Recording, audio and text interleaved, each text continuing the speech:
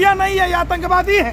ये दिखा रहे हैं जमीन जिहाद। जितना गोरे अंग्रेजों ने देश को नहीं लूटा, ये काले अंग्रेज भाजपा आरएसएस के लोगों ने देश का भट्ठा बिठा दिया। महिला पर अत्याचार करने वाले भाजपा के 70% नेता हैं। प्रधानमंत्री मोदी जी निकम्मे हैं, निठल्ले हैं, झूठ बोलते हैं।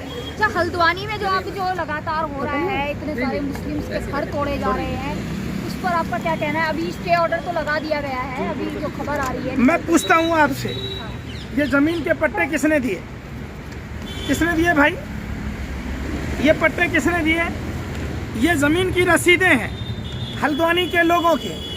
भारतीय जनता पार्टी को वोट नहीं देना, भारतीय जनता पार्टी के उम्मीदवार को विधानसभा के चुनाव में हार जाना, उन लोगों के लिए सरदर्द हो गया। अगर ये जमीनें, कुंभकर्ण 6 महीना सोता था, रेलवे आजादी के 75 साल से कहाँ सोया था?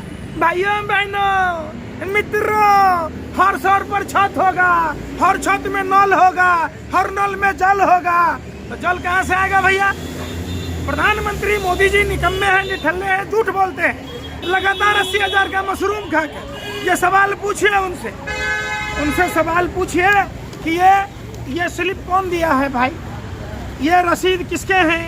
ये जो टैक्स ले जाते हैं, तो ये तमाम सवालें जो आज़ादी के पहले भी जो लोग वहाँ रह रहे थे, जिनकी 3-3 पुश्तें वहाँ रही हैं, ये लोग जानबूझकर संवैधानिक संस्थाओं का दुरुपयोग करते हैं। एक बात बताइए, जब शुभेंदु अधिकारी टीएमसी में होता है तो इनकम टैक्स, ईडी या सीबीआई डेली पैसेंजरी करता है, और जब शुभेंदु अधिकारी बीजेपी में आ जाता है तो इनको छठी रात का दूध याद आ जाता है। न ईडी जाता है, न सीबीआई जाता है, और न इनकम टैक्स जाता है। अरे भैया, आप शारदा नारदा का घोटाला नहीं हुआ?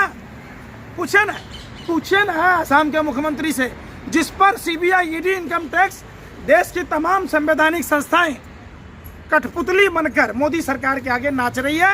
और क्या है, जिस तरीके से 4,000 घर हल्द्वानी में थे, लेकिन 4,000 नहीं है, 45,000 घर हैं। सुन लीजिए ना, 4365 घर की जो जिक्र होता है वो 2016 के हिसाब से, जिसमें 29 एकड़ जमीन को खाली कराना था। अब 78 एकड़, 78 से 82 एकड़। अब चर्चा चल रही है कि 100 से अधिक। वहाँ 50 साल पुराना दुर्गा मंदिर है, वहाँ 70 साल पुराना शिव गोपाल का मंदिर है, और आरएसएस द्वारा संचालित सरस्वती शिशु मंदिर है। ये भारतीय जनता पार्टी के लोग, जिनके बाप दादा गोरे अंग्रेजों के दलाल थे, मुखबिर थे, तलबे चाटते थे, ये देशद्रोही के बच्चे हैं, उसी सपोले के बच्चे हैं। मीडिया में तो कहीं नहीं दिखाया जा रहा है। मीडिया कौन मीडिया? अरे भैया, मीडिया का स्तर इतना गिर गया जितना झुमका नहीं गिरा बरेली के बाजार में। ये मीडिया नहीं है, ये आतंकवादी है। ये दिखा रहे हैं जमीन जिहाद।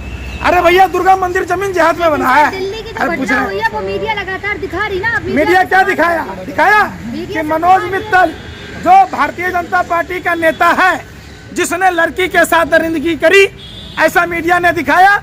अगर दिखाया तो बता दो हमें कि भारतीय जनता पार्टी को जवाब देना चाहिए, जवाब देना चाहिए नरेंद्र मोदी को, जवाब देना चाहिए तारी पार गृह मंत्री को, जवाब देना चाहिए स्मृति ईरानी को, कि भारतीय जनता पार्टी का नेता नए साल में जहां जश्न मनाने का समय था, वहां दिल्ली की लड़की को मौत के घाट उतार दिया।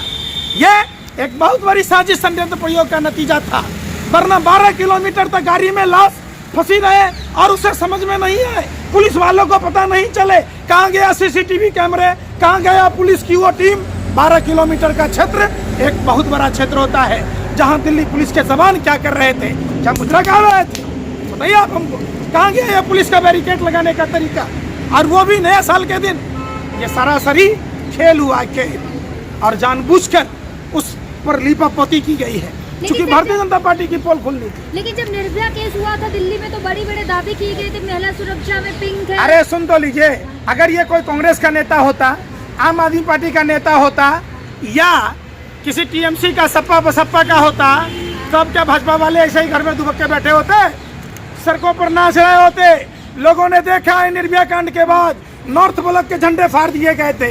क्या आप लोग भूल गए? चूंकि भारतीय जनता पार्टी का कार्यकर्ता बलात्कारी था, आरोपी था, उसमें दरिंदगी करने वाला था, कोई भी मीडिया और कोई भी पुलिस का जवान एक शब्द जबान तक नहीं खोला। मोदी जी इस बात में भी चुप हैं। कहाँ?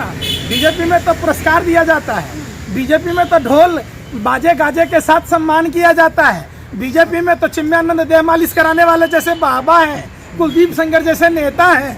एडीआर का रिपोर्ट पढ़िए, महिला पर अत्याचार करने वाले भाजपा के 70% नेता हैं। सबको आदत लगी हुई है, ये संस्कारहीन लोग हैं। भाजपा उस सपोले के बच्चे हैं, देशद्रोही लोग हैं, श्यामा प्रसाद मुखर्जी गोवलकर के लोग हैं, ये गोरे अंग्रेजों के दलाल और मुखबिरों के लोग हैं। जितना गोरे अंग्रेजों ने देश को नहीं लूटा, ये काले अंग्रेज भाजपा आरएसएस के लोगों ने देश का भट्ठा बिठा दिया।